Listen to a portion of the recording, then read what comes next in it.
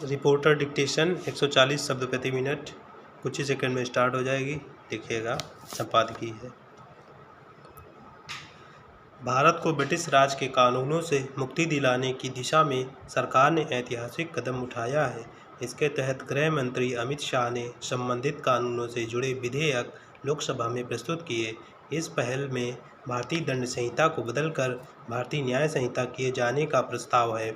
इसी के साथ दंड प्रक्रिया संहिता, जिसका अधिकांश भाग अंग्रेजों के ज़माने का ही था, के स्थान पर भारतीय नागरिक सुरक्षा संहिता लाई जा रही है। अत्यंत महत्वपूर्ण और आम जनमानस को प्रभावित करने वाले इन विधेयकों को फिलहाल संसद की स्थायी समिति के पास भेज दिया गया है। दशकों तक आतंकवाद के भुक्तभोगी रहे भारत के मुख्य दंडात्मक कानून में अभी तक कतिपय राजनीतिक कारणों के चलते आतंकवाद की कोई परिभाषा ही नहीं थी।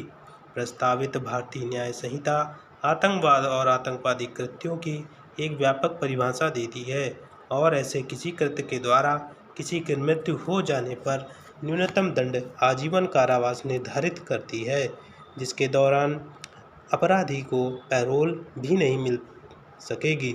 यह अत्यंत स्वागत योग्य प्राविधान है। इसके साथ ही संवेदनशील आधारभूत ढांचे पर हमले को भी आतंकवादी कृत्य की श्रेणी में रखा गया है।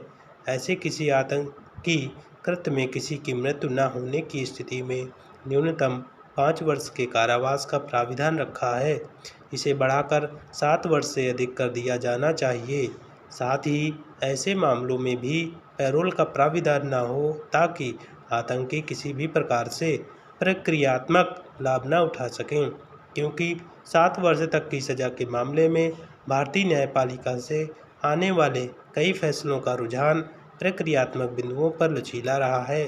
पैरा प्रस्तावित कानून संगठित अपराध पर चोट करते हुए पहली बार मुख्य दंडात्मक विधि में संगठित अपराध की भी एक व्यापक परिभाषा देता है, जिसके अंतर्गत 3 या उससे अधिक व्यक्तियों द्वारा संचालित सतत आपराधिक गतिविधियों को इसमें अपराध की श्रेणी में रखा गया है।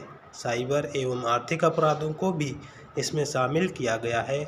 इस परिभाषा को और धार देने के लिए सतत आपराधिक गतिविधि माने जाने के लिए ऐसे आपराधिक सिंडिकेट के विरुद्ध 10 साल की अवधि में 2 आरोप पत्रों पर न्यायालय द्वारा संज्ञान लिया जाना काफ़ी होगा।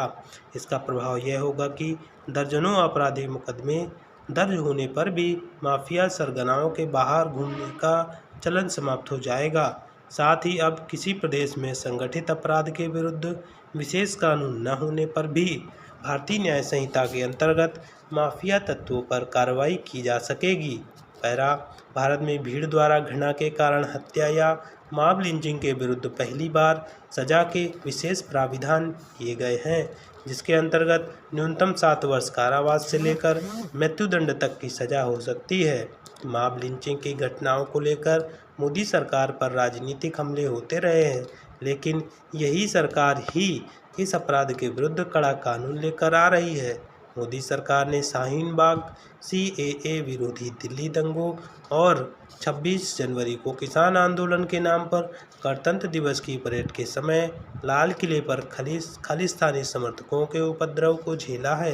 ये तथाकथित आंदोलन ऐसे समय पर हो रहे थे जब देश कोविड महामारी से जूझ रहा था या चीन के साथ युद्ध के कगार पर खड़ा था। ऐसे गंभीर समय में भी देश की राजधानी को घेर कर रखा गया था और उसके कई हिस्सों का संपर्क बाकी देश से कटा था। शाहीन बाग धरने के समय तो पूर्वोत्तर भारत को देश से काट डालने का आह्वान भी दिया गया था।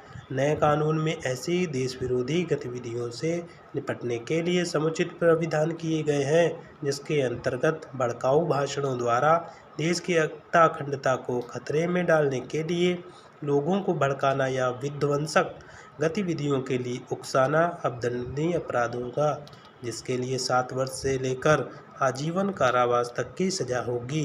राष्ट्रीय सुरक्षा की चुनौतियों को देखते हुए ये सभी सराहनीय कदम हैं, परंतु कुछ अन्य मामलों से जुड़े कुछ प्राविधानों पर और गहन चिंतन की आवश्यकता है, जैसे कि भारतीय न्याय संहिता की धारा 195 का चौथा उपबंध ऐसी किसी झूठी या भ्रामक सूचना के प्रचार प्रसार को दंडनीय बनाता है, जिससे देश की एकता, अखंडता या सुरक्षा के लिए खतरा उत्पन्न होता हो। इस प्राविधान की वर्तमान भाषा के अनुसार आपराधिक मंशा होना आवश्यक नहीं है। सतही तौर पर फेक न्यूज से निपटने के लिए यह अच्छा प्राविधान लगता है, मगर इंटरनेट मीडिया के इस दौर में इस पहलू के राजनीतिक दलों द्वारा दुरुपयोग किए जाने की आशंका है। अक्सर सरकारें कई घटनाओं को दबा देना चाहती हैं और उनसे जुड़े समाचारों को फर्जी बताकर अपने हित साधती हैं। ऐसे में प्रश्न यह है कि फेक न्यूज क्या है और क्या नहीं, यह कौन तय करेगा। पूर्व में सूचना प्रौद्योगिकी अधिनियम की धारा 66A का ऐसा दुरुपयोग देखा जा चुका है। पैरा इसी प्रकार धारा 194(2) में ऐसे किसी भी कृत्य को दंडनीय माना गया है जिसके द्वारा समूहों, जातियों अथवा संप्रदायों के बीच तनाव उत्पन्न होता हो। भारत में कई ऐसे मत मजहब हैं जो तमाम कुरीतियों और अंधविश्वासों से भरे हैं, परंतु उनकी आलोचना की स्थिति में वे मारकाट पर उतर आते हैं। ऐसे में उनके सुधार हेतु कही गई कोई बात या आलोचना भी अपराध की श्रेणी में आ जाएगी, जो भारत की सामाजिक उन्नति के लिए सही नहीं है। इसी प्रकार नए कानूनों में पशुओं से अप्राकृतिक लैंगिक संबंध बनाने को दंडनीय बनाने वाला कोई प्राविधान नहीं है, जबकि ऐसे संबंध गंभीर संक्रामक रोगों का कारण बन सकते हैं। ऐसे कुछ अपराध सांप्रदायिक तत्वों द्वारा उन पशुओं के खिलाफ गलत मंशा से भी किए जाते हैं जिनके प्रति दूसरा समुदाय आस्था रखता है। इन प्राविधानों पर पुनर्विचार और उन्हें अधिक युक्तिसंगत बनाना हमारे पिछले सामाजिक अनुभवों को ध्यान में रखते हुए आवश्यक है। इससे ये न्यायिक सुधार और सार्थक बनेंगे।